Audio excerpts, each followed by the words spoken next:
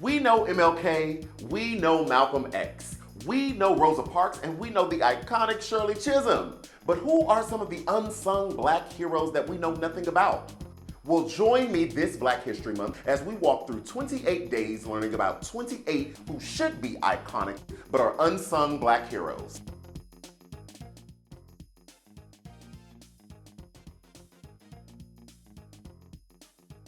Hello and welcome to another segment of Unsung Black Heroes.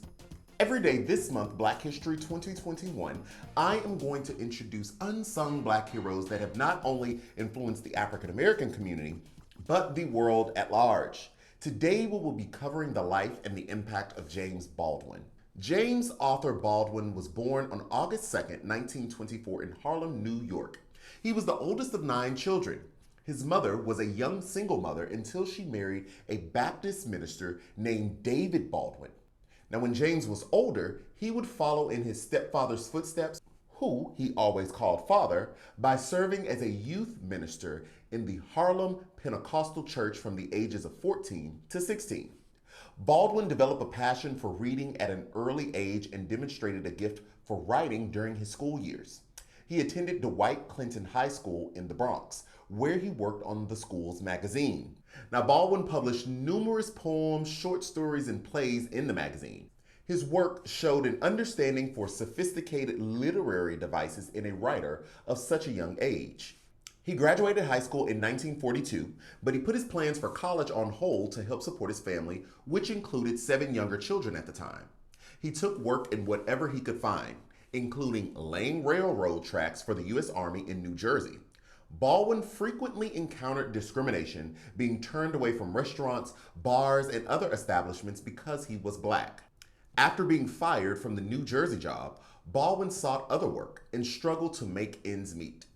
Baldwin dealt with the issues of being black in America during the time. He was constantly accosted and demeaned just because of the color of his skin.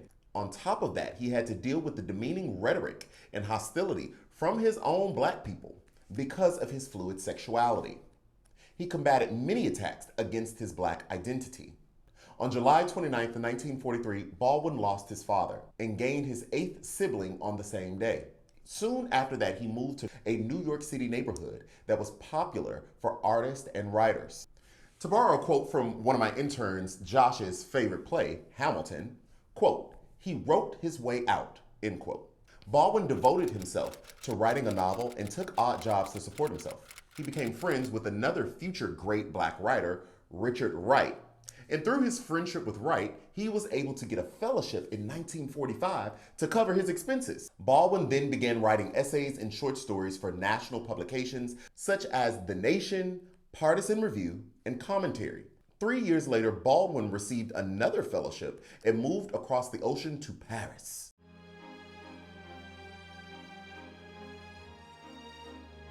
The location change freed Baldwin to write more about his personal and racial background. Baldwin's first novel, Go Tellin' on the Mountain, was published in 1953 and was a loosely autobiographical tale that focused on the life of a young man growing up in Harlem, grappling with father issues and his religion. He later said, quote, "Mountain is the book I had to write if I was ever going to write anything else. I had to deal with what hurt me most. I had to deal, above all, with my father," end quote. In 1955, Baldwin published his next novel, Giovanni's Room. The novel told the story of an American living in Paris and broke new ground for its complex depiction of homosexuality, a then very taboo subject. His third and fourth novels, Another Country in 1962 and Tell Me How Long the Train's Been Gone in 1968, were sprawling experimental works that dealt with intersectional relationships. Baldwin also explored writing for the stage. He wrote The Amen Corner, which examined the phenomenon of storefront Pentecostal religion. The play was produced at Howard University in 1955 and later adopted to Broadway in the mid-1960s. Also, in 1955, a collection of essays helped establish Baldwin as one of the top writers of the time. Diving into his own life, he provided an unflinching look at the Black experience. His novels, Notes of a Native Son and Nobody Knows My Name, hit the bestseller list, selling more than 1 million copies. His next novel, written in 1963, marked a noted change in Baldwin's work. The Fire Next Time is a collection of essays that was meant to educate white Americans on what it meant to be black in America. It gave white readers a view of themselves through the eyes of the African American community. In the novel, Baldwin offered a brutally realistic picture of race relations, but remained hopeful for improvement. It is also during this time that Baldwin began touring, speaking about the civil rights movement. He became a known spokesperson for civil rights and a celebrity noted for the cause of Black Americans. He frequently appeared on television and delivered speeches on college campuses. The same intern that did the research for this piece, Josh, said one of his favorite speeches was the debate between James Baldwin and William F. Buckley. They debated whether the American dream had been achieved at the expense of the American Negro. Baldwin eloquently argued that the very foundation of America is built on the dehumanization of its Black American population. By the early 1970s, Baldwin seemed to despair over the racial situation. He witnessed a lot of violence in the previous decade, especially the assassination of Medgar Evers, Malcolm X, and Martin Luther King Jr., all caused by racial hatred. This disillusionment showed in his later works. He used a more strident tone than in his earlier works. Baldwin never wanted to be a spokesperson or a leader. He saw it as his personal mission to bear witness to the truth. He accomplished this through his extensive catalog. He left a legacy of Black excellence for more writers to emulate. His books continue to stand the test of time and remain as relevant today as they were decades ago. And that's it for this episode of Unsung Black Heroes. If you learned something, please like this video, subscribe to the page, and make sure you turn on your post notifications so that you are always first in the queue.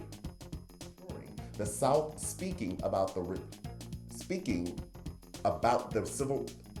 Again, one of my interns, Josh, than in his earlier works. Oh, excuse me. Ooh, Chile is hot. That was extra. His novels, get it together. Okay. Let's say, Baldwin devoted himself. I don't know if that last sentence made sense. If it doesn't, just scratch that. Now, uh-oh, wait a minute now. Oh, okay. His work showed an understanding for sophisticated literary devices, right?